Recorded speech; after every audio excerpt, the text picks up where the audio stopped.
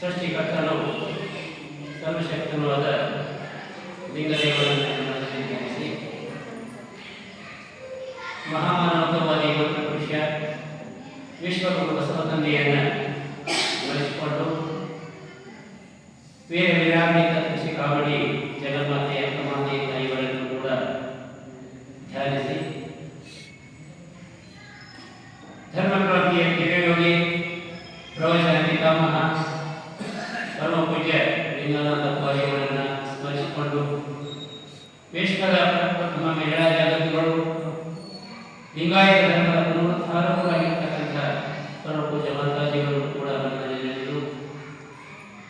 ಶ್ರಾವಣ ಮಾಸದ ನಿಮಿತ್ತವಾಗಿ ಒಂದು ತಿಂಗಳ ಅನ್ಯಾಯವಾಗಿ ಜಿಲ್ಲಾ ರಾಷ್ಟ್ರೀಯ ಬಸವದಿಂದ ಬಸವ ಜಯಂತಿ ಕಾರ್ಯಕ್ರಮಗಳನ್ನು ಮನೆ ಮನೆಗೆ ಮನಕ್ಕೆ ತಲುಪಿಸ್ತಕ್ಕಂಥ ಒಂದು ಕಾರ್ಯವನ್ನು ಜರುಗ್ತಾ ಇದೆ.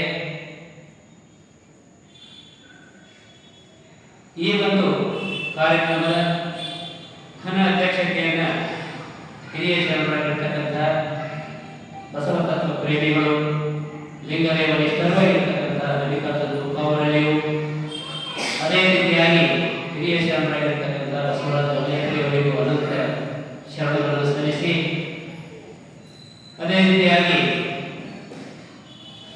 ಮಹಿಳಾ ಘಟಕದ ಸಂಘಟಕರಾಗಿರ್ತಕ್ಕಂಥ ಅಕ್ಕ ಮಹಾದೇವಿ ಕಾವೆಯವರು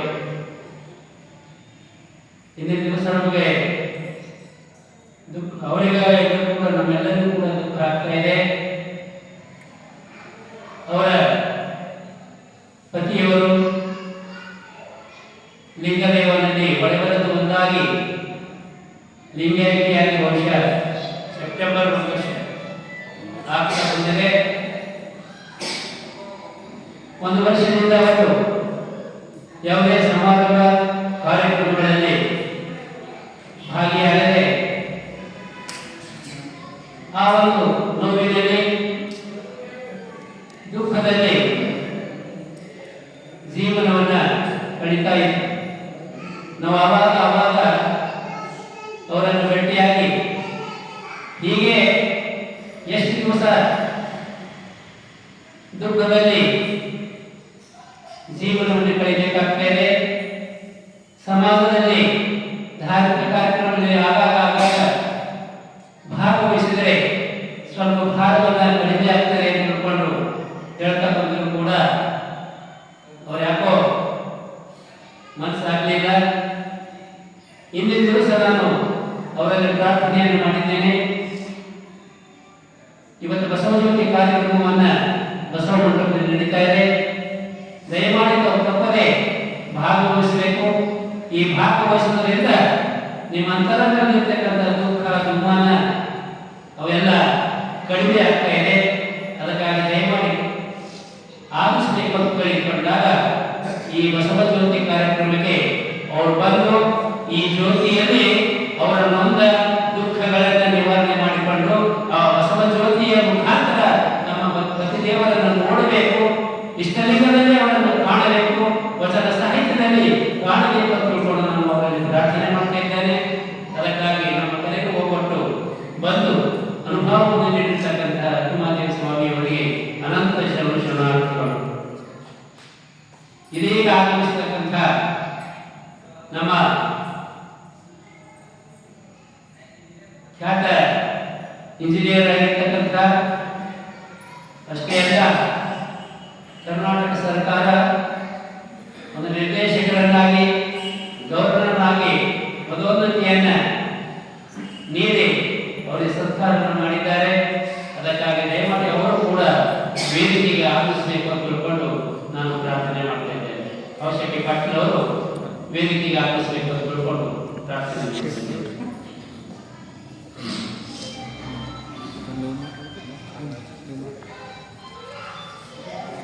ಕಾಲಲ್ಲಿ ಕಟ್ಟಿದ ತುಂಡು ಕೊರಳಲ್ಲಿ ಕಟ್ಟಿದ ತುಂಡು, ಕಾಲಲ್ಲಿ ಕಟ್ಟಿದ ತುಂಡು ಕೊರಳಲ್ಲಿ ಕಟ್ಟಿದ ಗಂಟು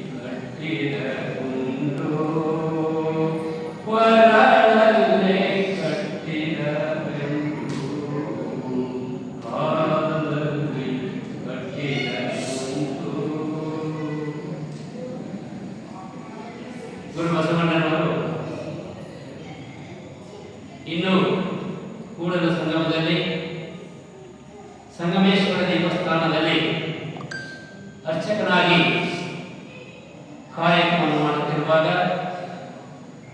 ಇನ್ನು ಇಷ್ಟಲಿಂಗದ ಆವಿಷ್ಕಾರವಾಗಲಿಲ್ಲ.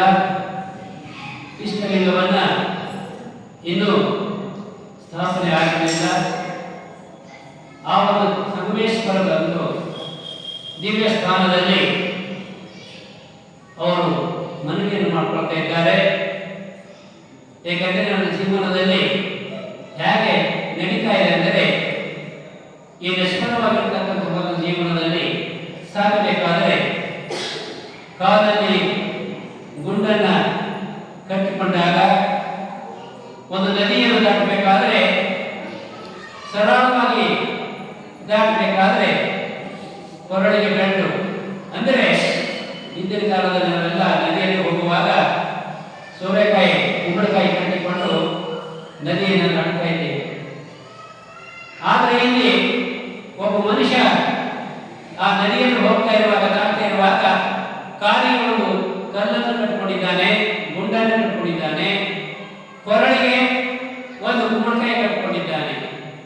ಹೋಗ್ತಾ ಇದ್ದಾನೆ ನದಿಯಲ್ಲಿ ಹೋಗ್ತಾ ಇರುವಾಗ ಆಗ ಗುಂಡು ಇವನನ್ನು ಮುಳುಗಿಸಬೇಕು, ಇದನ್ನು ಮುಳುಗಿಸಬೇಕು ಅಂತ ತಿಳ್ಕೊಳ್ಳೋದು ಪ್ರಯತ್ನ ಮಾಡ್ತಾ ಇದೆ. ಆದರೆ ಕೊರಳಿಗೆ ಕಟ್ಟಿರ್ತಕ್ಕಂಥ ಒಂದು ಬೆಂಡು ಕುಂಬಳಕಾಯಿ ಇವನನ್ನು ತೀರಿಸಬೇಕು, ಸಾಯ್ಬಿಡಬಾರ್ದು ಅಂತ ತಿಳ್ಕೊಂಡು ಪ್ರಯತ್ನ ಆಗ್ತಾ ಇದೆ. ಒಂದು ವೇಳೆ ಗುಂಡಿನ ಭಾರ ಹೆಚ್ಚಾಯ್ತಂದ್ರೆ ನೀರಿನಲ್ಲಿ ಮುಳುಗಿ ಪ್ರಾಣವನ್ನು ಕಳೆದುಕೊಳ್ಳಬೇಕಾಗ್ತಾ ಇದೆ. ಒಂದು ಬೆಂಡಿನ ಭಾರ ಹೆಚ್ಚಾಯ್ತಂದ್ರೆ ಅವನು ನೀರಿನಲ್ಲಿ ತೇಲಿ ದಡವನ್ನು ಸೇರ್ತಾ ಇದ್ದಾನೆ. ಅದೇ ರೀತಿಯಾಗಿ ಈ ಸಂಸಾರದ ಒಂದು ಸಾಗರದೊಳಗೆ, ಈ ಸಂಸಾರದ ಒಂದು ನದಿ ಒಳಗೆ ಈ ಜೀವಾತ್ಮ ಅಂತಕ್ಕಂಥ ಮನುಷ್ಯ ಪಾಪ ಅಂತಕ್ಕಂಥದ್ದು ಗುಂಡನ್ನ ಕಾಲಿಗೆ ಕಟ್ಟಿಕೊಂಡಿದ್ದಾನೆ. ಗುಂಡೆ ಅಂತಕ್ಕಂಥ ಗಂಟು ಕುಂಬಳಕಾಯಿ ಕೊರಳಿಗೆ ಕಟ್ಟಿಕೊಂಡಿದ್ದಾನೆ. ಒಂದು ವೇಳೆ ಪಾಪದ ಭಾರ ಹೆಚ್ಚಾಯಿತಂದರೆ ಈ ಸಂಸಾರದ ಸಾಗರದಲ್ಲಿ ಸತ್ತು ಮುಳುಗ್ತಾ ಇದ್ದಾನೆ. ಒಂದು ಗುಂಡಿನ ಒಂದು ಭಾರ ಹೆಚ್ಚಾಯಿತಂದರೆ ಅವನ ಜೀವನದಲ್ಲಿ ಆ ನದಿಯಲ್ಲಿ ಸರಾಗವಾಗಿ ಸಾಗಿ ಆ ಪರಮಾತ್ಮನ ಮುಕ್ತಿ ಅಂತಕ್ಕಂಥ ದಡವನ್ನ ಸೇರ್ತಾ ಇದ್ದಾರೆ. ಅದಕ್ಕಾಗಿ ಶರಣಬಂಧುಗಳೇ, ಈ ಸಂಸಾರದಲ್ಲಿ ಇದ್ದರೂ ಕೂಡ ಪಾರಮಾರ್ಥವನ್ನು, ಯಾಕಂದ್ರೆ ಬಸವಾದಿ ಶರಣರು ನೀವು ಮನೆ ಬಿಡಬೇಕಾಗಿಲ್ಲ, ಸಂಸಾರವನ್ನು ಬಿಡಬೇಕಾಗಿಲ್ಲ, ಮಡವೆ ಮಕ್ಕಳನ್ನು ಬಿಡಬೇಕಾಗಿಲ್ಲ, ಎಲ್ಲೋ ಅರಣ್ಯದಲ್ಲಿ ಹೋಗಿ ಗುಡ್ಡಗಾಡದಲ್ಲಿ ಗಟ್ಟಿ ನಡೆಸುವನ್ನು ತಿಂದು ತಪಸ್ಸು ಮಾಡಬೇಕು ಅಂತ ತಿಳ್ಕೊಂಡು ಒಂದು ಕಾಲದಲ್ಲಿ ಇತ್ತು. ಆದರೆ ಬಸವಣ್ಣನವರು ಇದು ಏನೂ ಮಾಡಬೇಕಾಗಿಲ್ಲ, ನೀವು ಸಂಸಾರದೊಳಗೆ ಇಟ್ಟುಕೊಂಡೆ, ಪ್ರಪಂಚದೊಳಗೆ ಇಟ್ಟುಕೊಂಡೆ ಪಾರಮಾರ್ಥವನ್ನು ಗೆಲ್ಲಬೇಕು ಅಂತಕ್ಕಂಥ ಶರಣರು ಹೇಳ್ತಾ ಇದ್ದಾರೆ. ಅದಕ್ಕಾಗಿ ಶರಣ ನಾವು ಎಲ್ಲ, ಯಾಕಂದ್ರೆ ವ್ಯವಹಾರ ಇದೆ, ಕಾಯಿಲೆ ಇದೆ, ರೈತಾಪಿ ಜನರು ಸೇವೆ ಇದೆ, ಇವೆಲ್ಲವೂ ಮಾಡಿಕೊಂಡು ಹೋದಾಗ ಮಾತ್ರ ನಾವೆಲ್ಲರೂ ತೆಗೆದುಕೊಂಡು ಹೋಗ್ತಕ್ಕಂಥ ಒಂದು ಮಹಾ ಶಕ್ತಿ ಗೃಹಸ್ಥ ಜನರಲ್ಲಿರಬೇಕಾಗ್ತಾ ಇದೆ. ಯಾಕಂದ್ರೆ ಇವತ್ತ ಗೃಹಸ್ಥರಿಗಿಂತ ಸನ್ಯಾಸಿಗಳಿಗೆ ಆಸೆ ದುರಾಸೆಗಳು. ಹೌದಲ್ರಿ? ಅವ್ರು ಏನು ಮಠ, ದೊಡ್ಡ ಮಠ ಕಟ್ಟಬೇಕು, ಇನ್ನೂ ಆಸ್ತಿ ಮಾಡಬೇಕು, ಶಾಲೆ ಕಾಲೇಜುಗಳನ್ನು ಮಾಡಬೇಕು, ಇಂಜಿನಿಯರಿಂಗ್ ಕಾಲೇಜ್, ಮೆಡಿಕಲ್ ಕಾಲೇಜುಗಳನ್ನು ಮಾಡಬೇಕು, ಮೇಲೆ ನಮಗೆಲ್ಲ ಪ್ರಶಸ್ತಿ ಸಿಗಬೇಕು ಅಂತ ತಿಳ್ಕೊಂಡು ನಮಗೆ ಎಷ್ಟಿದೆ? ಸ್ವಲ್ಪ ಆಸೆ ಇರುತ್ತೆ. ಕಾಯಕ ಮಾಡಬೇಕು, ನಮ್ಮ ಸಂಸಾರ, ನಮ್ಮ ಜೀವನ, ನಮ್ಮ ಫ್ಯಾಮಿಲಿ ಇದನ್ನು ನಡೆಸ್ಕೊಂಡು ಸಣ್ಣ ಕುಟುಂಬ. ಆದರೆ ದೊಡ್ಡ ಕುಟುಂಬ ಸನ್ಯಾಸಿಗಳಿಗಿದೆ. ಅದಕ್ಕಾಗಿ ಶರಣ ಬಂಧುಗಳೇ, ನಾವು ಕೂಡ ಆ ಶರಣರ ಚಿಂತನ ಮಂಥನವನ್ನು ಮಾಡಿ ನಮ್ಮ ಜೀವನವನ್ನು ಪಾವು ಮಾಡಿಕೊಳ್ಳಬೇಕಾಗ್ತಾ ಇದೆ. ಹೇಗಾಗಿದೆ ಅಂತಂದ್ರೆ, ನಮ್ಮ ಜೀವನ ಎಲ್ಲ ಕಡೆಗೆ ವಿಷಯ ವಾಸನೆ, ವಿಷಯಗಳು, ದುರ್ಗುಣ, ದುಶ್ಚಟ, ದುರ್ವ್ಯಸನಗಳನ್ನ ತುಂಬಿಕೊಂಡಿರ್ತಕ್ಕಂಥ, ಅದಕ್ಕೆ ಶರಣ ಹೇಳ್ತಾ ಇದ್ದಾರೆ ನಮ್ಮ ಜೀವನ ಹೇಗೆಂದ್ರೆ ಹಾವಿನ ಬಾಯಿ ಕಪ್ಪೆ ಹಸಿರು, ಹಾಲುವ ನೊಣಕ್ಕೆ ಬಾಯಿ ಕೊಡುವಂತೆ ಆಯಿತು ನಮ್ಮ ಜೀವನ. ಬಸವಣ್ಣ ಹೇಳ್ತಾ ಇದ್ದಾರೆ. ಏನಾಗಿದೆ, ಒಂದು ಹಾವು, ನಾಗರ ಹಾವು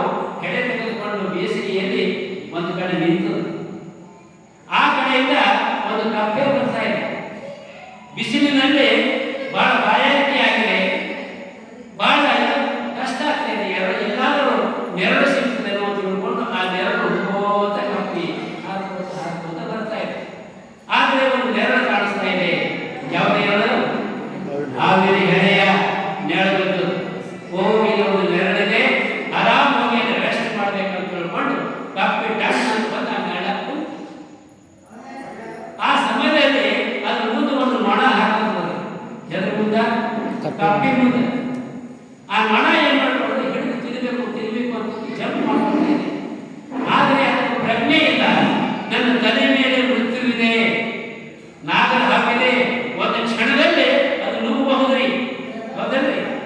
ನಾನು ಅದು ಬಾಯಿಯೊಳಗಿದ್ದ, ಆದರೆ ಒಂದು ಮೊಣಕಾಗಿ ಆಸೆ ಮಾಡ್ತಾ ಇದೆಯಲ್ಲ, ಅಂಥ ಪರಿಸ್ಥಿತಿ ನಮ್ಮ ಜೀವನದಲ್ಲೂ ಆಗಿದೆ. ಈ ಜೀವಾತ್ಮ ಅಂತಕ್ಕಂಥ ಒಂದು ಕಪ್ಪೆ ಬಾಯಾರಿಕೆಯಿಂದ ಏನಾದರೂ ನೆರಳು ಪಡಬೇಕು ಅಂತ ಹೋದಾಗ ಅಲ್ಲಿ ಮೃತ್ಯು ಅಂತಕ್ಕಂಥ ಸಾವು ಗೊತ್ತೇನ್ರಿ? ಡೇಟ್ ಆಫ್ ಬರ್ತ್ ಗೊತ್ತಿಲ್ಲ ನಮಗ, ಡೇಟ್ ಆಫ್ ಡೆತ್ ಗೊತ್ತಿಲ್ಲ. ಒಂದು ವೇಳೆ ಆ ತಾರೀಕು ನಮ್ಗೆ ಗೊತ್ತಿತ್ತು ಅಂದ್ರೆ ಜಗತ್ತಿನಲ್ಲಿ ಎಷ್ಟು ನಾರಿನ ಸಾಹಿತ್ಯ ನೋಡ್ಕೊಂಡು ಒಂದು ಡೇಟ್ ಗೊತ್ತಿತ್ತು ಅಂದ್ರೆ ಮಾನವ ಏನೇನೋ ಮಾಡ್ತಿತ್ತು. ಜಗತ್ತಿನಲ್ಲಿ ಅಲ್ಲೋಲ ಕಲ್ಲೋಲ ಆಗ್ತಿತ್ತು. ಅದಕ್ಕೆ ಪರಮಾತ್ಮ ಡೇಟ್ ಆಫ್ ಡೆತ್ ಗೌಪ್ಯವಾಗಿರ್ತಾನ, ಬಹಳ ಗೌಪ್ಯವಾಗಿರ್ತಾನ. ನಿಮಗೆ ಗೊತ್ತಿಲ್ಲ, ಅವ ಯಾವಾಗ ಬೇಕು ಅವಾಗ ಡೇಟ್ ಎಲ್ಲ ಫಿಕ್ಸ್ ಮಾಡ್ತಾನ. ಆ ಟ್ರೈನ್ ಹಿಡಿಬೇಕು. ಟಿಕೆಟ್ ತಗೊಂಡಿವಿ, ಸ್ಟೇಷನ್ ಗೊತ್ತಿಲ್ಲ. ಟಿಕೆಟ್ ಕೊಟ್ಟ ಕಳಿಸ್ಯಾನ ಪರಮಾತ್ಮ, ಆದರೆ ಯಾವ ಸ್ಟೇಷನ್ದಲ್ಲಿ ಬೇಕು ಅಂತ ಗೊತ್ತಿಲ್ಲ. ಅದು ಮಾತ್ರ ಪರಮಾತ್ಮನಿಗೆ, ದೇವರಿಗೆ ಗೊತ್ತಿದೆ. ಆ ಸ್ಟೇಷನ್ ಬಂತಂದ್ರೆ ಅವತ್ತಲ್ಲಿ ಇಳಿಯಪ್ಪ ಅಂದ್ಕೊಂಡು ಕಳಿಸ್ಬಿಡ್ತಾ ಇದ್ದಾನೆ. ಅದಕ್ಕಾಗಿ ಇಲ್ಲಿ ಏನಾಗಿದೆ ಅಂತಂದ್ರೆ ಆ ಸಂಸಾರ, ಹೆಣ್ಣು, ಮಣ್ಣು, ಮಾಯೆ, ವಿಷಯವಾಸ